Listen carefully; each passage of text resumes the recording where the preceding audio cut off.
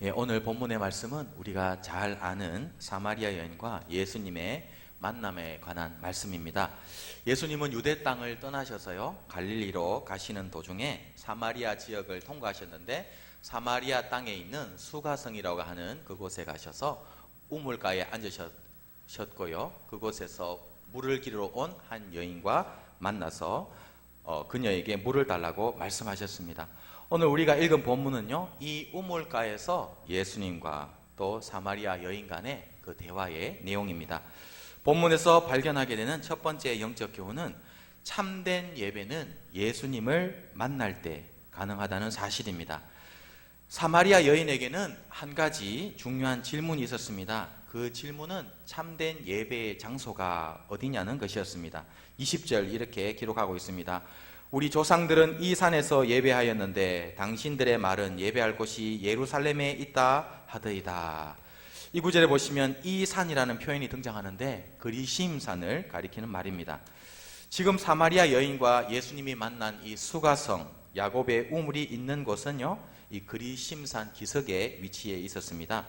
지금 이 사마리아 여인은 가까운 그리심산을 손으로 가리키면서 예수님께 질문을 하고 있는 것입니다. 예수님, 우리 조상들은 대대로 이 산에서 예배하였는데 당신들 유대인들의 말은 예배할 곳이 예루살렘에 있다는데 도대체 어디가 올바른 예배 장소입니까? 그리심산입니까? 아니면 예루살렘입니까? 이렇게 묻고 있는 것입니다. 사마리아 사람들은요, 유대인들과는 다른 신앙적 전통을 가지고 있었습니다. 유대인들은요, 구약의 39권 전체가 하나님의 말씀으로 믿었는데, 이 사마리아 사람들은요, 구약 성경 39권 중에서 딱 5권 모세 오경만 하나님의 말씀으로 인정을 했습니다.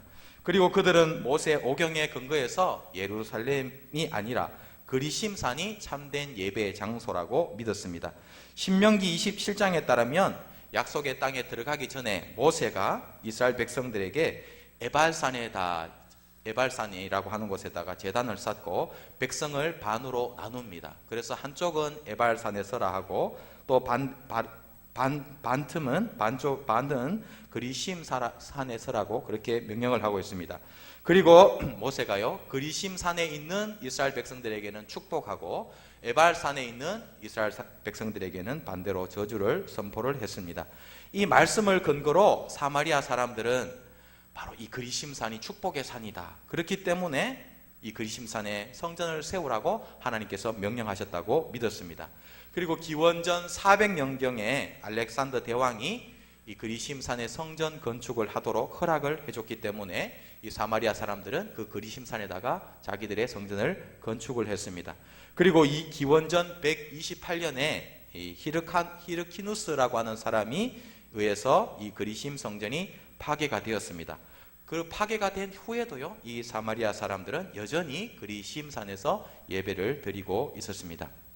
이런 역사적인 맥락 속에서 지금 사마리아 여인은 예수님께 질문을 하고 있는 것입니다.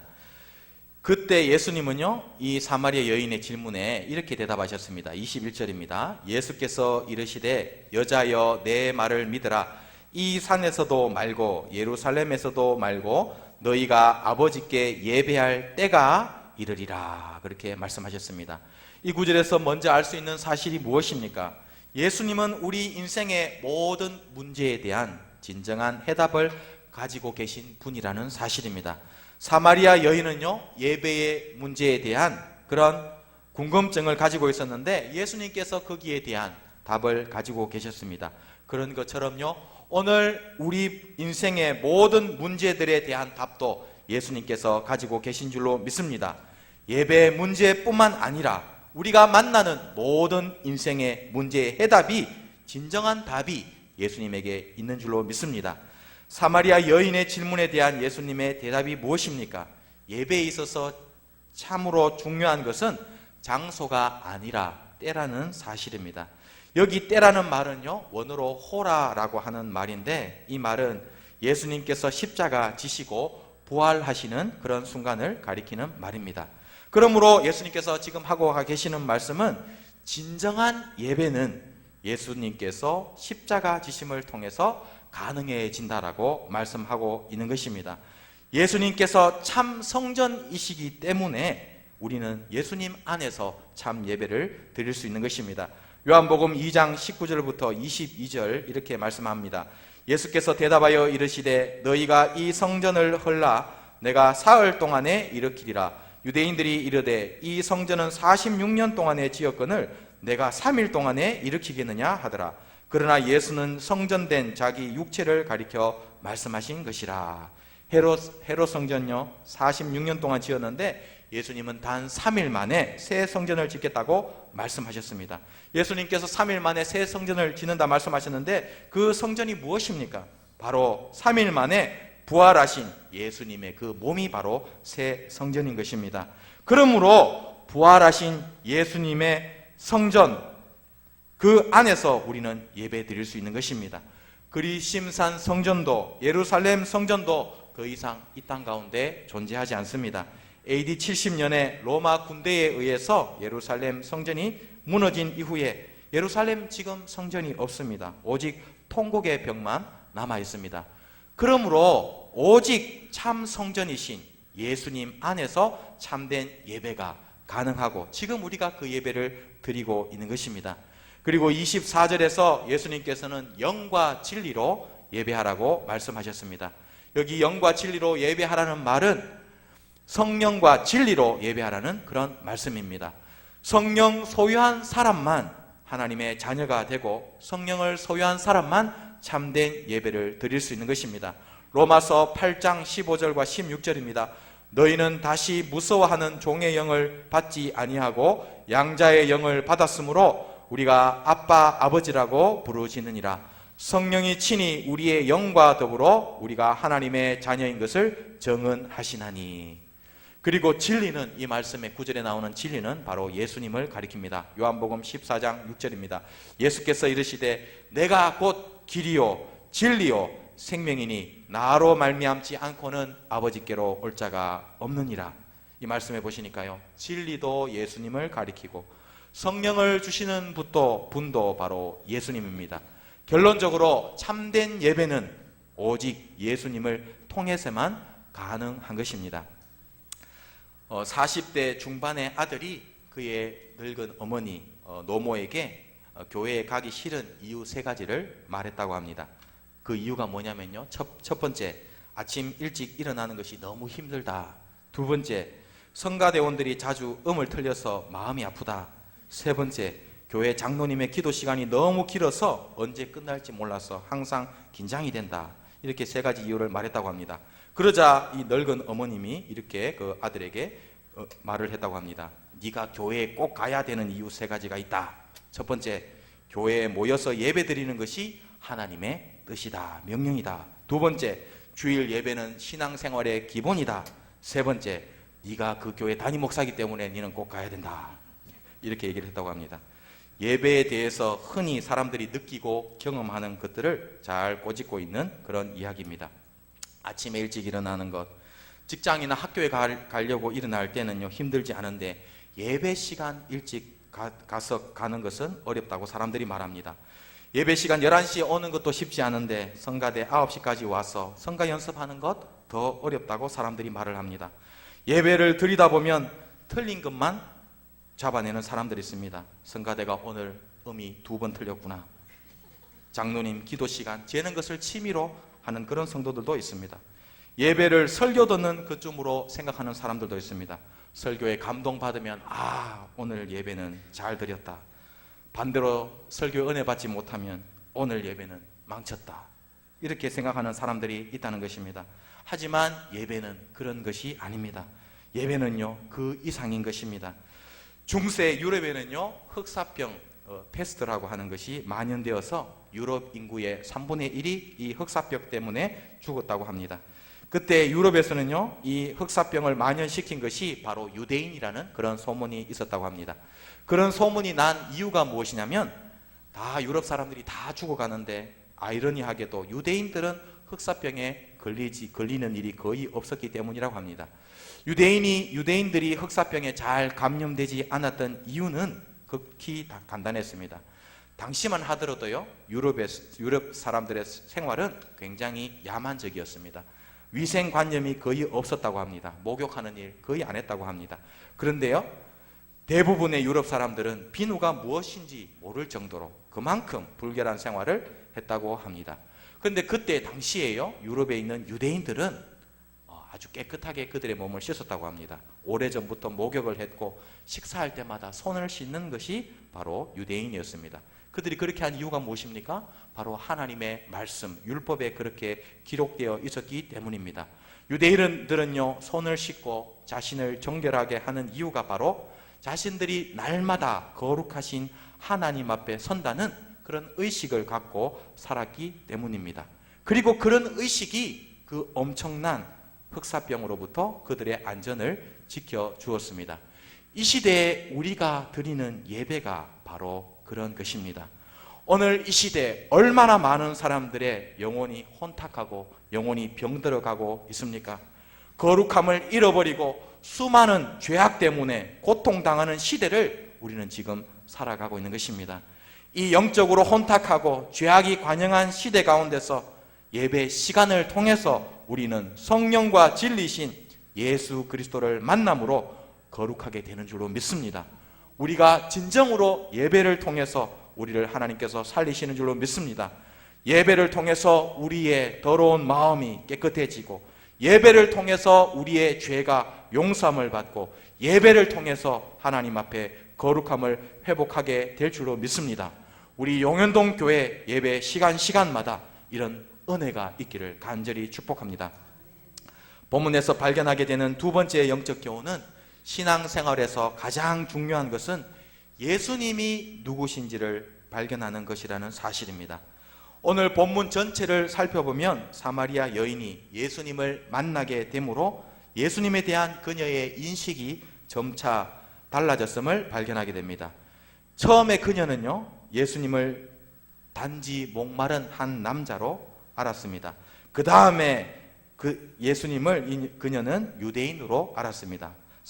본문 4장 9절에 보면 이런 말씀이 있습니다. 사마리아 여자가 이르되 당신은 유대인으로서 어찌하여 사마리아 여자인 나에게 물을 달라 하나이까 하니, 이어서 그녀는요, 예수님을 뛰어난 지혜를 가진 랍비로 인식했습니다.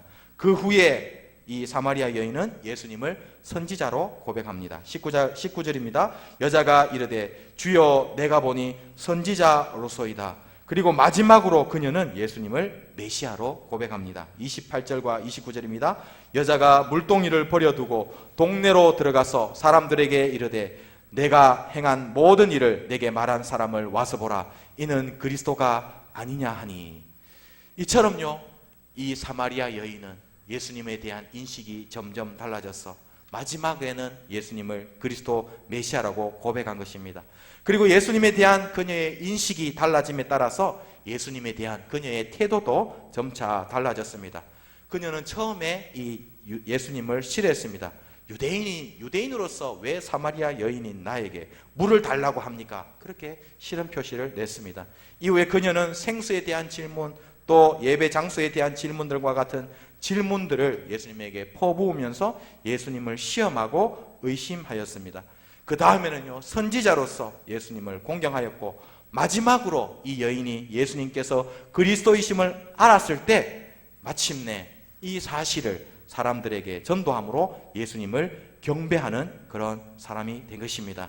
이처럼 신앙생활에 있어서 가장 중요한 것은 예수님에 대해서 바로 아는 것입니다.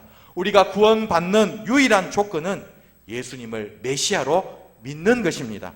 봉사도 중요하고 헌금도 중요합니다. 하지만 봉사하고 헌금한다고 구원받는 것이 절대 아닙니다. 오직 예수님을 믿음으로 구원받는 것입니다. 진정 예수님을 자신의 구세주로 인정하고 진짜 그분이 누구인지 깨닫게 되면 저절로 헌신하게 되고 헌금도 하게 되는 것입니다. 그리고 우리 모두는 처음에는 사람의 도움을 받아 교회에 나오지만 점차적으로 스스로가 예수님을 만나는 신앙으로 자라야 됩니다. 오늘 본문 39절부터 42절에 보시면 수가성의 많은 사람들이 그래했습니다. 그들은 처음에는 사마리아 여인의 전도를 받아서 예수님을 알게 되고 예수님께 나왔습니다. 그런데 예수님을 자기 마을로 초청해서 예수님과 함께 이틀을 보내면서 직접 예수님의 말씀을 듣게 되었을 때 그들의 고백이 달라졌습니다. 42절입니다. 그 여자에게 말하되 이제 우리가 믿는 것은 내 말로 인함이 아니니 이는 우리가 친히 듣고 그가 참으로 세상의 구주신 줄 알미라 하였더라. 우리에게도 이런 고백이 있기를 원합니다. 예전에는 아내의 말로 인해서 혹은 부모님의 말로 인해서 친구의 말로 인해서 교회에 왔지만 이제는 내가 친히 예수님의 말씀을 듣고 참으로 예수가 세상의 구주신 줄 알았다. 이런 고백이 우리의 입술 가운데 터지기를 소망합니다. 처음에는 다른 사람의 전도에 근거한 믿음이었지만 차츰 자신의 경험에 근거한 믿음으로 성장해야 하는 것입니다. 우리 중에도 그런 분이 혹 있을지 모릅니다. 남편 따라 교회에 오시는 분들, 부모님 따라 교회에 오시는 분들이 있을 수 있습니다. 하지만 이제는 친히 예수님의 말씀을 듣고 자립하는 신앙으로 설 수 있기를 주님의 이름으로 축복합니다. 영국의 옥스퍼드와 캠브리지에서 학생들을 가르쳤고 금세기의 위대한 크리스천 평신도였던 C.S. 루이스라고 하는 사람이 있습니다. 이 C.S. 루이스가 캠브리지 채플에서 한 번은 설교를 했는데요. 그 설교의 제목이 무엇이냐면 예수의 구주되심이라는 그런 제목으로 설교를 했다고 합니다. 설교가 끝난 다음에 한 학생이 이 C.S. 루이스에게 찾아왔습니다. 그리고 이렇게 말을 했습니다. 만약 오늘 교수님께서 예수는 위대한 본받아야 할 스승이었다라고 말했다면 우리 모두는 선생님에게 박수를 쳤을 것입니다. 그런데 교수님은 오늘 예수는 구세주이다 라고 하는 캐캐묵은 기독교의 교리를 얘기했기 때문에 우리는 어떤 반응도 보이지 않았습니다. 이때 C.S. 루이스가 그 청년에게 이렇게 말을 했다고 합니다. 자네는 정말 예수가 완벽한 모델이라고 생각하는가? 그럼요. 당연히 그렇게 생각하죠. 그러면 이 완벽한 모델이신 예수님을 따라가는 것이 중요하다고 생각하는가? 그렇지요. 그러면 자네에게 묻겠네. 자네는 완벽한 도덕적인 모델이신 예수님을 완전히 따라갈 수 있다고 생각하느냐? 청년이 그때 한참 동안 생각을 하더니 대답을 했다고 합니다. 완전하게 따라갈 수는 없죠. 자네가 죄인이라는 것을 인정하는구만. 자네의 삶 속에 실수가 있고 죄가 있다는 사실을 인정하는가? 예, 인정합니다. 그렇다면 자네에게 필요한 것은 도덕적 모델로서의 예수가 아니라 자네를 구원할 수 있는 구세주 예수가 먼저 필요하다.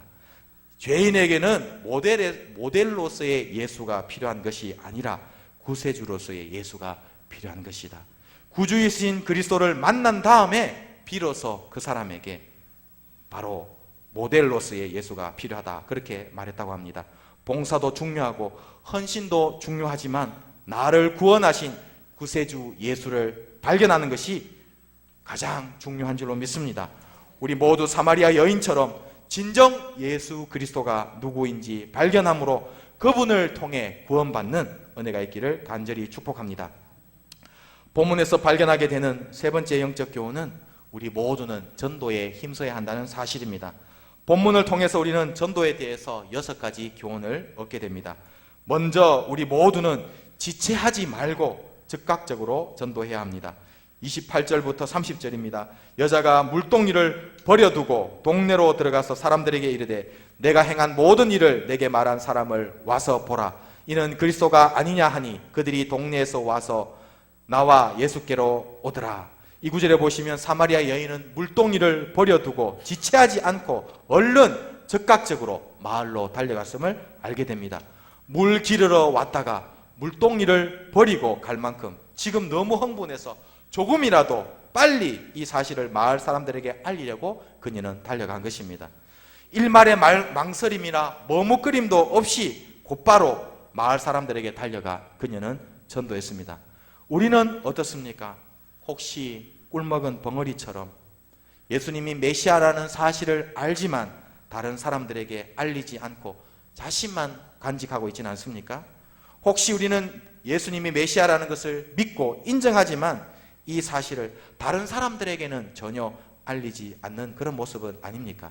우리 모두는 사마리아 여인처럼 지체하지 말고 즉각적으로 예수 그리스도를 전하는 전도자가 다 되시기를 주님의 이름으로 축복합니다.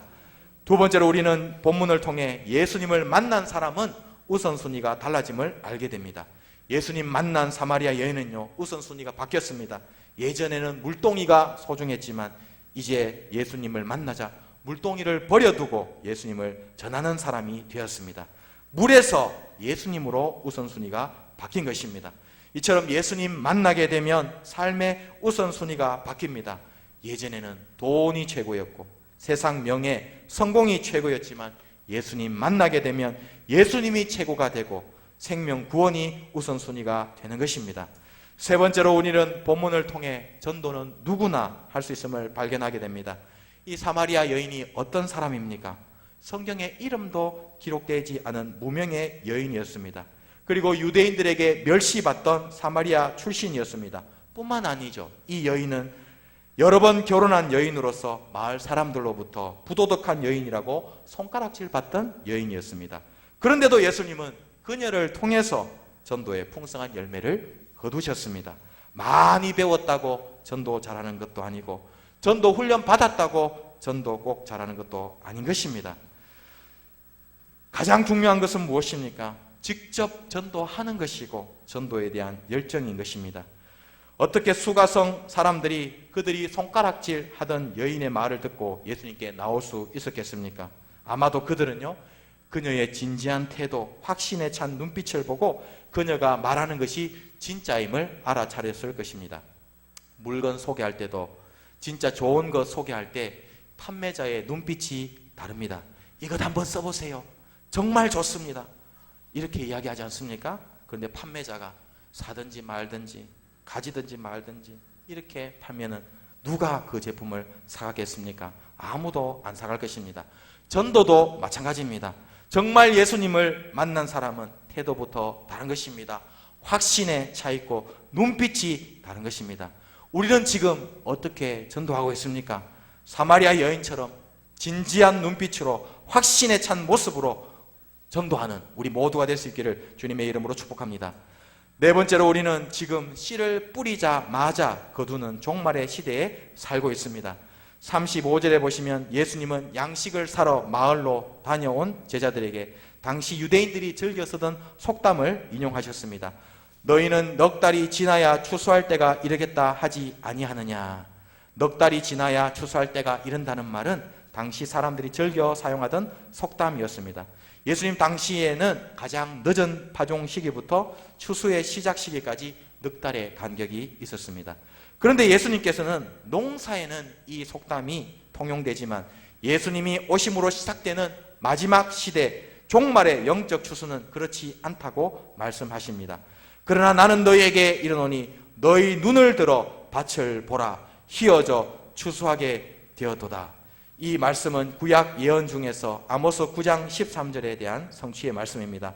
여호와의 말씀이니라 보라 날이 이를지라 그때에 파종하는 자가 곡식 추수하는 자의 뒤를 이으며 포도를 밟는 자가 씨 뿌리는 자의 뒤를 이으며.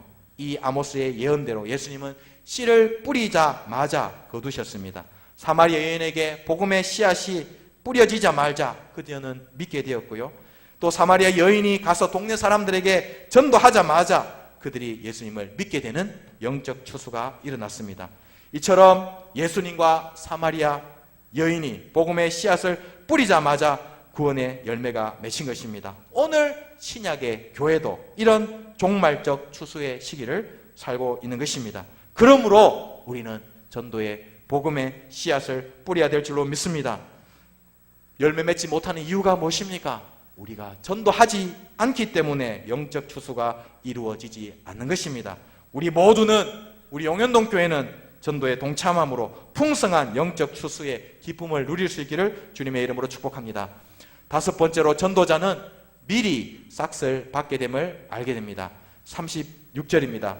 거두는 자가 이미 싹도 받고 영생에 이르는 열매를 모으나니 추수하는 일꾼에게 일당을 주듯이 전도하는 사람에게는 하나님께서 상급을 주시되 미리 선불로 주시는 것입니다.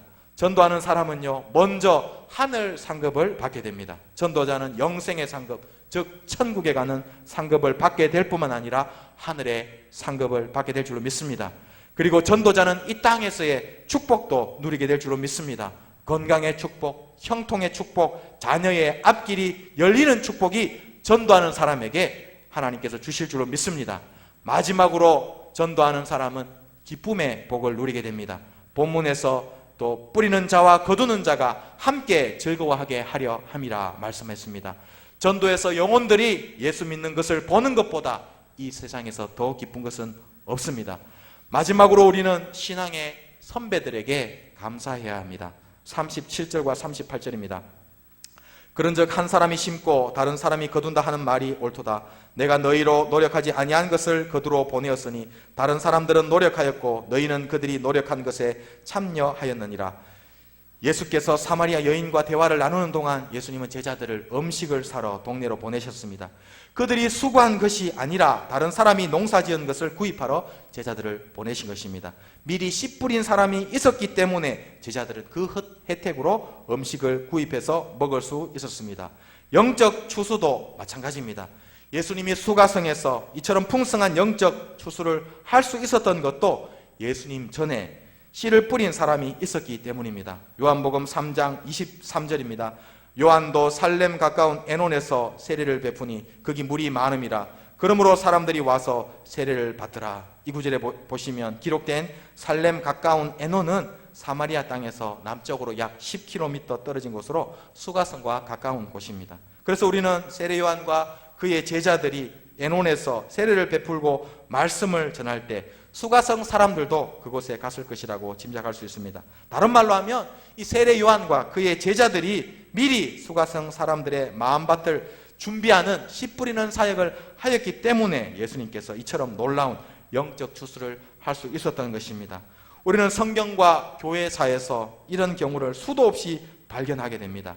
예수님의 수가성 사역이 후에 사도행전 8장에 기록된 빌립의 사마리아 지역 선교의 기초가 되었고, 빌립의 사마리아 선교가 이후에 베드로와 요한이 그들에게 가서 안수했을 때 그들에게 성령이 임한 것의 기초가 된 것입니다.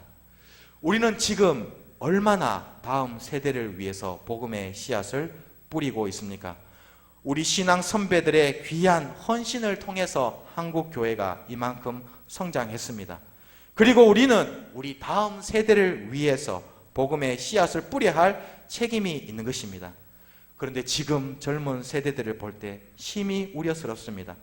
점점 젊은이들 헌신하지 않고 있고요. 그렇기 때문에 한국 교회의 다음 세대가 얼마나 잘 세워질지 많은 사람들이 걱정을 하고 있습니다. 우리 부모님 세대는 교회 중심으로 열심히 헌신하고 11조도 열심히 철저하게 드렸습니다. 그런데 지금 많은 젊은이들 교회를 향한 헌신이 점점 약해지고 있고 11조도 많이 하지 않고 있습니다. 우리 용현동 교회는 다음 세대를 세우는 교회가 되기를 축복합니다. 특별히 주일 성수와 11조와 같은 신앙의 기본부터 세워가는 우리 용현동 교회가 되기를 축복합니다. 이은숙 집 권사님이라고 하는 분이 계십니다. 이분은요, 지금까지 21년 동안 전도했는데 이분이 전도해서 예수님 영접하고 세례받은 사람이 21년 동안 무려 7만 명이라고 합니다. 이 이은숙 권사님이 전도를 하기로 결심한 계기가 있었는데요, 이 아들 요한이라고 하는 아들이 3살 때 오른쪽 손가락을 잃을 뻔한 사고가 있었다고 합니다. 1991년 3월달 아파트 철문 틈에 아들의 손가락이 끼었습니다. 그래서 손가락이 어스러졌다고 합니다. 권사님이 깜짝 놀라서 아들을 업고 택시를 타러 도로로 뛰쳐나왔다고 합니다. 그런데 피를 흘리는 아들을 보고 택시들이 그냥 막 지나쳐 버렸다고 합니다. 발을 동동 구르면서 엉엉 울고 있었는데 이 권사님에게 택시 한 대가 그때 와서 멈추었다고 합니다. 그리고 어서 타세요. 그 택시에 타고 있던 승객이 권사님에게 그렇게 말을 했다고 합니다.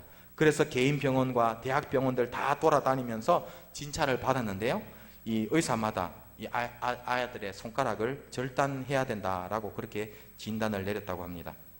권사님은 이 아들을 또 다른 종합병원으로 옮겨가지고 수술실에 넣었는데 그때 하나님 앞에 서원 기도를 드렸다고 합니다. 이 아들을 살려주시고 이 손가락을 온전히 수술 잘 되게 해주시면 무엇이든지 제가 하겠습니다. 그렇게 기도를 했다고 합니다. 그리고 하나님의 은혜로 수술 결과가 좋아졌습니다. 그리고 권사님은요, 자신과 함께 병원들을 전전하다가 돌아간 낯선 그 택시 승객을 떠올렸다고 합니다. 그리고 권사님은 사랑하는 아들의 고통을 보고 절망할 그때에 낮은 자로 오신 예수님을 생각하게 되었다고 합니다. 그리고 하나님 앞에 서원을 했는데, 하나님, 제가 이제 사람 낚는 어부가 되겠습니다. 최소한 20년간 전도하겠습니다. 그렇게 하나님 앞에 서원했다고 합니다. 그리고 나서요, 서원한 다음부터 매일매일 오전 10시부터 12시까지 아파트 단지와 주택가를 돌면서 전도했고요. 오후 1시부터 5시까지는 군부대, 경찰서를 비롯한 관공서를 찾아다니고 길거리에서 전도했다고 합니다. 이 권사님은 전도지만 달랑 들고 전도한 것이 아니라 이 생필품이나 간식거리를 나눠주면서 전도했다고 합니다. 군부대 방문할 때는 일회용 고추장 주식 드리고, 병원 찾아갈 때는 건강 생식을, 또 집집마다 전도지 돌릴 때는 쓰레기 봉투를 전도용 선물로 줬다고 합니다. 길거리에서는요, 과자, 비타민, 사탕, 껌, 빵 이런 것들을 나눠주면서 전도를 했다고 합니다. 전도용 물품 선물을 사는 데만 해도 1년에 3천만 원에서 4천만 원 비용이 들어갔는데요, 60명의 후원자가 그 물질로 도왔다고 합니다. 이렇게 전도했다고 합니다. 예수님을 믿으십니까? 제가 믿어보니까 참 좋습니다. 한번 믿어보세요. 어려운 일이 있을 때 연락 주시면 제가 반드시 도와드리겠습니다. 그렇게 이야기했다고 합니다. 그리고 전도 대상자가 어려움을 호소하면은 주변 사람의 도움을 받아서라도 반드시 도움을 줬다고 합니다.